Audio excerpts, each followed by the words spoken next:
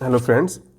तो हम लोग अभी प्राइमरी यूनिट देख रहे थे रेवेन्यू के लिए, और उसमें हम लोग सारे जो भी पीयू जो रेवेन्यू के हैं, उन जो इम्पोर्टेंट पीयू हैं उन सबको डिस्कस कर लिया था। तो इस वीडियो में ना हम कोशिश करेंगे कि एक बार पूरा फुल रिवाइज कर लें बहुत जल्दी जल्दी, और फिर उसके बाद पीयू कैपिटल पे चलें नेक्स्ट वीडियो से, नेक्स्ट पार्ट से। तो ठीक है, आप अपना सुझाव ज़रूर दीजिएगा फ्रेंड्स कि क्या मतलब अगर हम ऐसे जो नेक्स्ट वीडियो में पिछले वीडियो को रिवाइज करते हैं तो क्या वो फ़ायदेमंद है या नहीं है। बिकॉज उसको रिवीजन करने से वीडियो थोड़ी लंबी तो हो जाती है, ठीक है, बट मैं इसलिए करता हूँ कि पीछे से हमारा कनेक्शन बना रहे कि पीछे हमने कैसे याद किया था और अभी उससे कैसे रिलेट कर सकते हैं।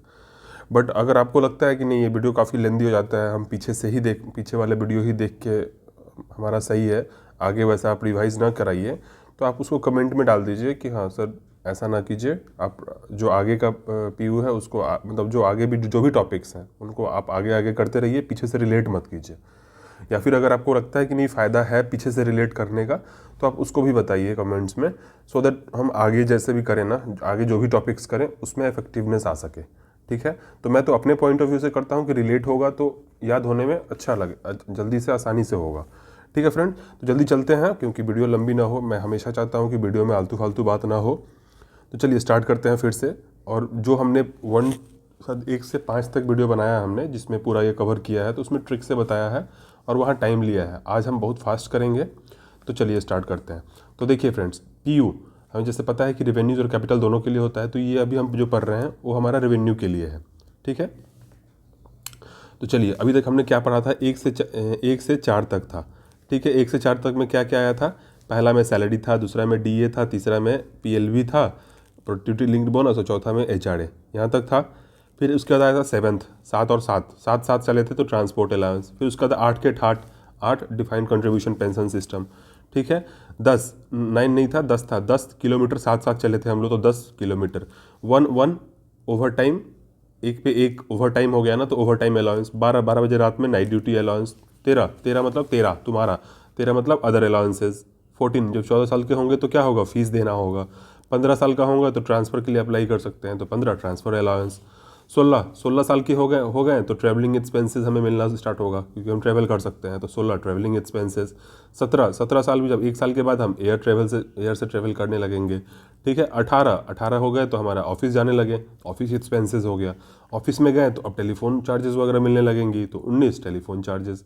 20 साल पे, जब 2 साल हो गया तो हमारा लिव इनकेसमेंट मिलने लगा। लिव इनकेसमेंट मिलने लगा तो हम एडवर्टाइज करने लगे, तो 21 पे एडवर्टाइजिंग एक्सपेंसेस। जब एडवर्टाइज किए तो कंपनी ने सोचा कि इनको कुछ यूटिलिटीज़ दिया जाए, तो 22 में यूटिलिटीज़ के लिए हो गया, बट एक्सक्लूडिंग इलेक्ट्रिसिटी। अभी हम यही देखेंगे कि 30 नंबर पे हो जाके इलेक्ट्रिसिटी का देखने को मिलेगा, तो 22 में यूटिलिटीज़ हो गया। ठीक है, 23 साल के हुए तो रेंटल फॉर ऑफिस में रह रहे हैं, टेलीफोन चार्जेस यूज़ कर रहे हैं, एडवर्टाइज कर रहे हैं, यूटिलिटीज़ मिल रही है, तो रेंट देना पड़ेगा, तो रेंट ऑफ ऑफिस इक्विपमेंट्स 23 में आ गया। 24 के अंदर में फिर हम प्रिंटिंग और स्टेशनरी आइटम्स अपने स्टाफ को बांटने लगेंगे, तो 24 में वो हो गया।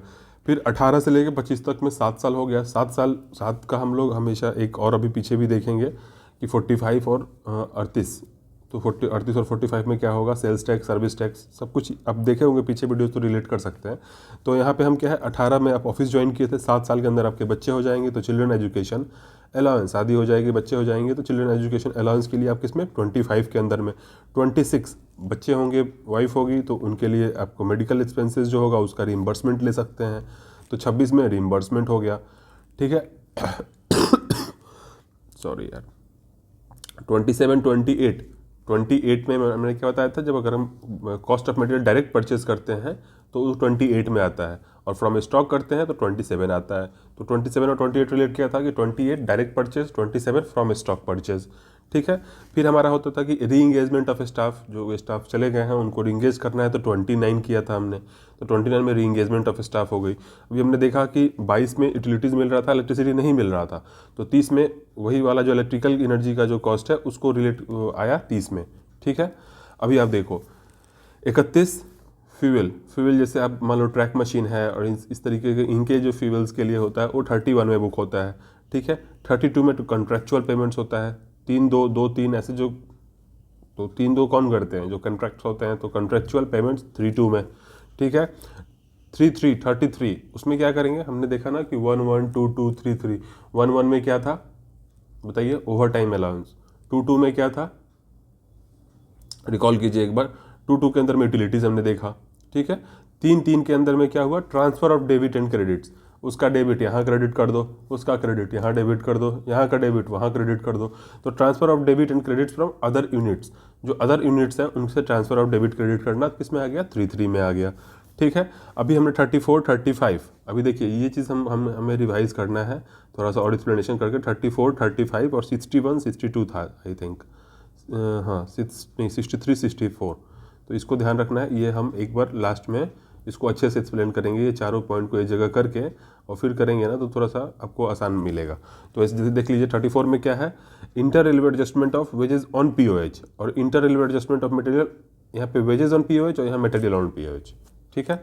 चलिए 36 से देखो, जब 36 साल का, अगर 36 की साइज चाहिए होगी आपको अपने शरीर की, तो आप एक्सरसाइज करोगे तो एक्साइज ड्यूटी।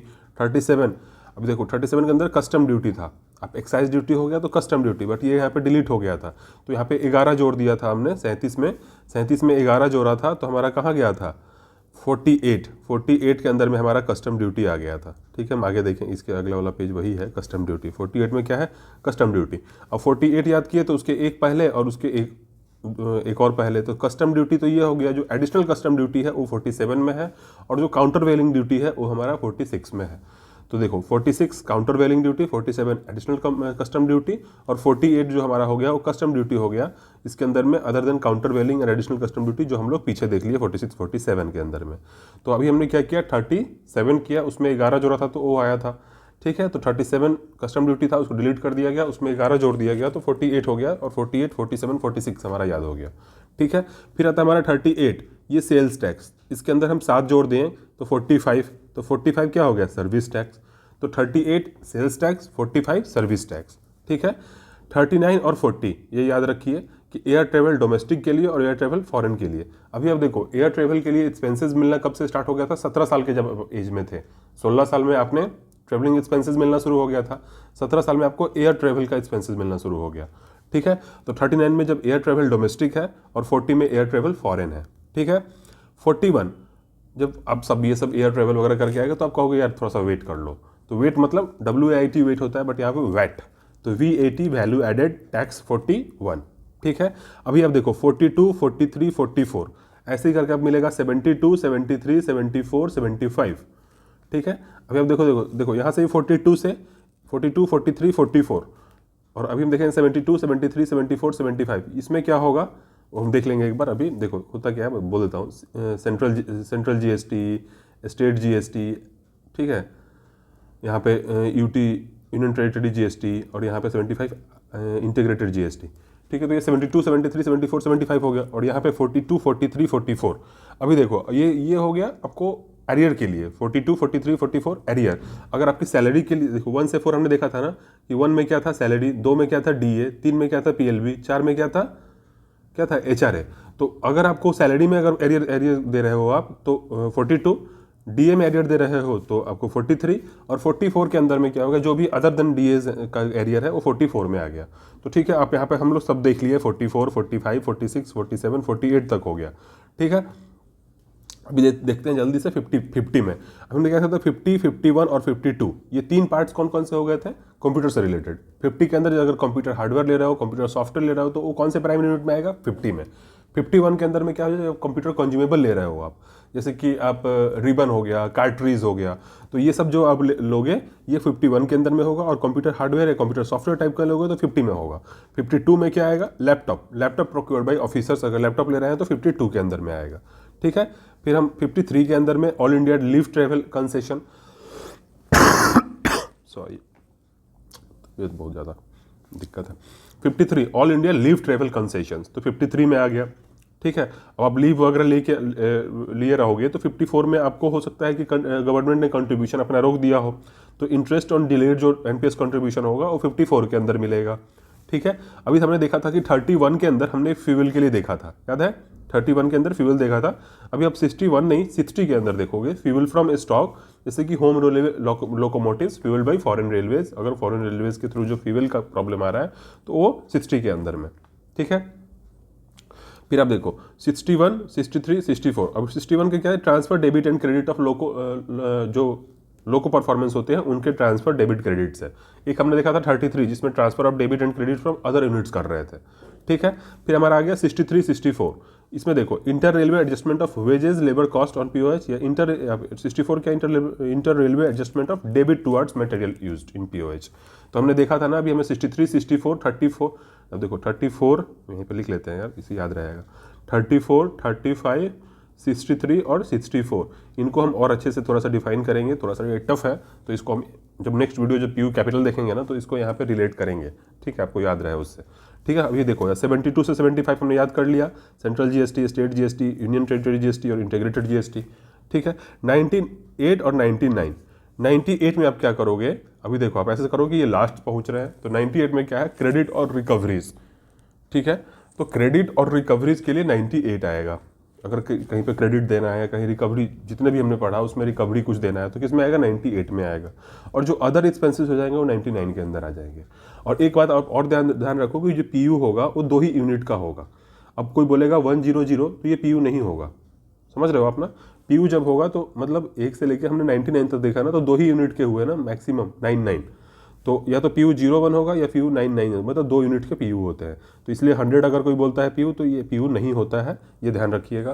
तो 99 में क्या हुआ, आप कैसे याद करोगे कि अदर एक्सपेंसेस जो भी बचा 98 तक में वो आ जाएगा 99 में, और 98 के अंदर क्या आ जाएगा, जितने भी अंदर रिकवरीज हैं, क्रेडिट्स हैं, वो सब हमारा 98 के अंदर आ जाएंगे।